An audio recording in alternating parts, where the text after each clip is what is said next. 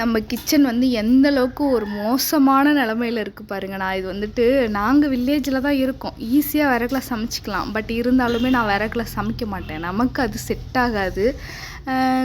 கடைசியில் என்ன ஆயிடுச்சுன்னா, பிள்ளைங்களுக்கு ஸ்கூல் முடிய போகிற டயத்தில் சிலிண்டர் தீர்ந்து போச்சு.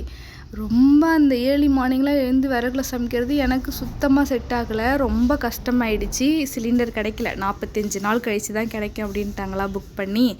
அதுக்கப்புறம் நாங்களும் அசால்ட்டாக விட்டுட்டோம். அதை கேர் பண்ணிக்கவே இல்லை. இப்போ தான் அதோட அந்த சிலிண்டரோட அருமை வந்து இப்போ தான் நல்லாவே தெரியுது. அதுக்கப்புறம் நம்மளோட கிச்சன் படு மோசமாக இருந்தது. எதையுமே நான் க்ளீன் பண்ணவே இல்லை. ஃபஸ்ட்டு இந்த கிச்சன் வால் ஷெல்ஃப்க்கு இந்த வால்பேப்பர் இருக்குள்ள அது வாங்கி ஒட்டலான்னு பார்த்தேன். பட் அதை விட இது ரொம்ப பெஸ்ட்டாக இருந்துச்சு. இந்த வால் ஷெல்ஃபுக்குன்னு சொல்லிட்டு மேட் இருந்துச்சு. 2 டிசைன் வாங்கியிருந்தேன். இதோட லென்த் வந்துட்டு ஒரு 5.5 மீட்டர். இந்த 4 ஷெல்ஃபுக்குமே ஒரு ரோல் வாங்கினோம்னா கரெக்டாக இருக்கும். பட் நான் பாத்திரம் கழுவுற அப்பப்போ நம்ம அது ஈரமாக இருக்குது, அதை போட்டுட்டோம்னா ரொம்ப இதுவாகவே இருக்கும், அந்த ஈரத்தன்மை இருந்துகிட்டே இருக்கும். அப்படின்றதுனால நான் அந்த 2 ஷெல்ஃபுக்கு மட்டும் நான் அந்த வால்பேப்பர் அந்த வால் மேட் வந்து போடலை. ஸோ உண்மையாலுமே வந்து ரொம்ப ரீசனபிள் ப்ரைஸ் தான்.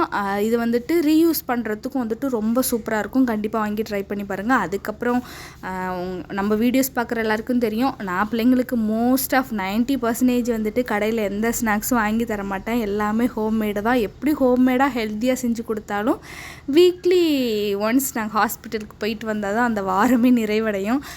இன்றைக்கி வந்து என்னன்னு சொல்லி பார்த்தீங்கன்னாக்கா, ராகி சேமியாவை ஒரு 2 நிமிஷம் தண்ணியில் நார்மல் பச்சை தண்ணியில் வச்சு நல்லா சோக் பண்ணி எடுத்துட்டு, அதுக்கப்புறம் ஸ்டீமரில் ஒரு 10 நிமிஷம் வேக வச்சு எடுத்து, நெய், நாட்டு சக்கரை தான் கம்பல்சரி. நாட்டு சக்கரை போட்டால் டேஸ்ட்டு சூப்பராக இருக்கும். நாங்கள் ஒயிட் சுகர் அவாய்ட் பண்ணி கிட்டத்தட்ட ஒரு 4 to 5 மந்த் ஆகிடுச்சு. நாட்டு சக்கரை தான் யூஸ் பண்ணுறோம்.